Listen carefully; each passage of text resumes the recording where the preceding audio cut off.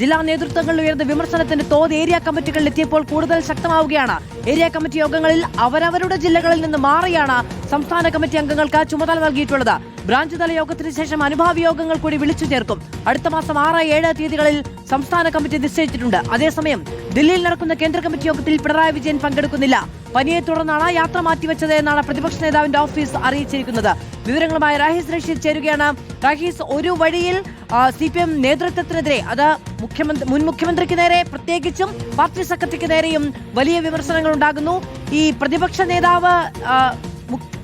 നേതാവായി പിണറായി വിജയനെ തീരുമാനിച്ച പോളിറ്റ് ബ്യൂറോ യോഗ തീരുമാനം ഇന്ന് കേന്ദ്ര കമ്മിറ്റിയിൽ വരുന്നുണ്ട്. പക്ഷേ കേന്ദ്ര കമ്മിറ്റി യോഗത്തിലേക്ക് പിണറായി വിജയൻ എത്തില്ല എന്നതും വാർത്തകളാണ്.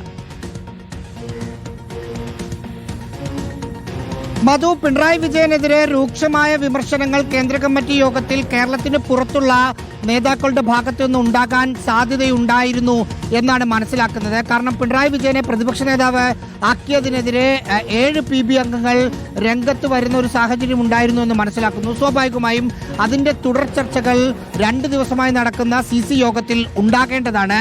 ഇന്ന് രാവിലെ സ്പീക്കർ തെരഞ്ഞെടുപ്പുമായി ബന്ധപ്പെട്ടാണ് പിണറായി വിജയൻ ഡൽഹിയിലേക്ക് പോകാതിരുന്നത്. പക്ഷേ വൈകിട്ട് പോകാൻ നേരത്തെ തീരുമാനിച്ചതാണ്. അദ്ദേഹത്തിന്റെ ഓഫീസർ ഇതിനകം തന്നെ ഡൽഹിയിൽ എത്തിയിട്ടുണ്ട്. അതായത് അദ്ദേഹം ഡൽഹിയിൽ പോകാൻ തീരുമാനിച്ചിരുന്നതാണ് എന്നത് അതിൽ നിന്ന് ഉറപ്പിക്കാം. പക്ഷേ അദ്ദേഹത്തിന് പനി പിടിച്ച് യാത്ര ചെയ്യാൻ പറ്റുന്ന സാഹചര്യം ഇപ്പോഴില്ല എന്നാണ് അദ്ദേഹത്തിന്റെ ഓഫീസുമായി ബന്ധപ്പെട്ടപ്പോൾ മനസ്സിലാക്കിയത്.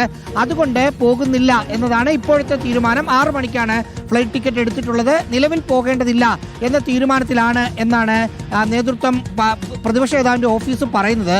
മധു, ഇതിനകത്ത് ഒരു തരത്തിലും CPM-നകത്ത് ഈ വിഭാഗീയ പ്രവർത്തനം ഉണ്ടായിരുന്ന 10 വർഷത്തിന് മുമ്പ് ഉണ്ടായിരുന്ന കാലത്ത് ചില നേതാക്കൾക്കെതിരെ വിമർശനമുണ്ടായിരുന്നു. ഇപ്പോൾ വിമർശനം ഒന്ന് നോക്കൂ. MV ഗോവിന്ദനെതിരെ പാർട്ടിയുടെ സെക്രട്ടറിയാണ് അദ്ദേഹം നോക്കണം. അദ്ദേഹത്തിനെതിരെ അടൂരിൽ നിന്ന വിമർശനം എന്ന് പറഞ്ഞാൽ ഒരു പാട്ട് പറഞ്ഞിട്ട് ചാം ചച്ചോ എന്ന പാട്ട് പോലെയാണ് അദ്ദേഹത്തിന്റെ വാർത്താ സമ്മേളനം എന്ന വിമർശനം വരുന്നു.